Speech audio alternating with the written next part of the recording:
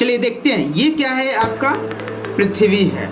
पृथ्वी पर 3 अक्षांशीय वृत्त होते हैं, काल्पनिक होते हैं, जिसमें सबसे ऊपर वाला कर्क रेखा, बीच वाले भूमध्य रेखा या विषुवत रेखा बोलते हैं। भूमध्य रेखा यानी पृथ्वी को भूमध्य यानी भूमि का मध्य का रेखा है ना, भूमध्य रेखा, या इसको विषुवत रेखा भी बोलते हैं। और नीचे वाला को मकर रेखा बोलते हैं।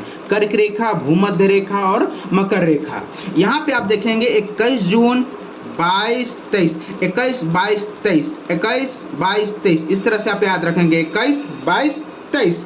यानी 21 जून को कर्क रेखा पर दिन और रात बराबर होता है। यानी 21 जून को सूर्य जो होता है वो कर्क रेखा पर लंबवत होता है।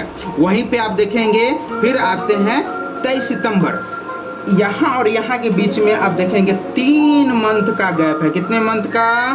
3 मंथ का। 21 जून, जून के बाद जुलाई, अगस्त, सितंबर, आ गया ना 3 महीना।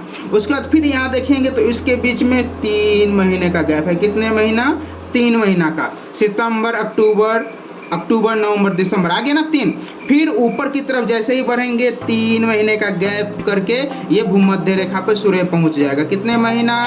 3 महीना के गैप करके। दिसंबर के बाद क्या आता है? जनवरी, फरवरी, मार्च। यानी 21 मार्च को भूमध्य रेखा पर वापस से सूर्य चला जाएगा। और मार्च के बाद अप्रैल, मई, जून, आ गया ना 3 महीना के बाद फिर सूर्य कहाँ आ गया?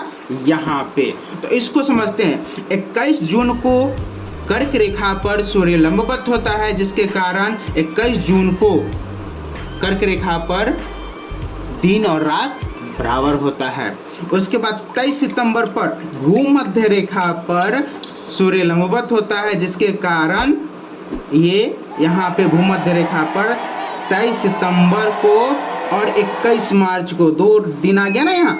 23 सितंबर और 21 मार्च याद रखेंगे। 23 सितंबर और 21 मार्च को भूमध्य रेखा यानी विषुवत रेखा पर सूर्य लंबवत होता है, जिसके कारण 23 सितंबर और 21 मार्च को भूमध्य रेखा यानी विषुवत रेखा पर दिन रात बराबर होता है। अगला देखते हैं 22 सितंबर को मकर रेखा पर सूर्य लंबवत होता है, जिसके कारण 22 सितंबर को मकर रेखा पर दिन और रात बराबर होता है। Thank you. मजा आया।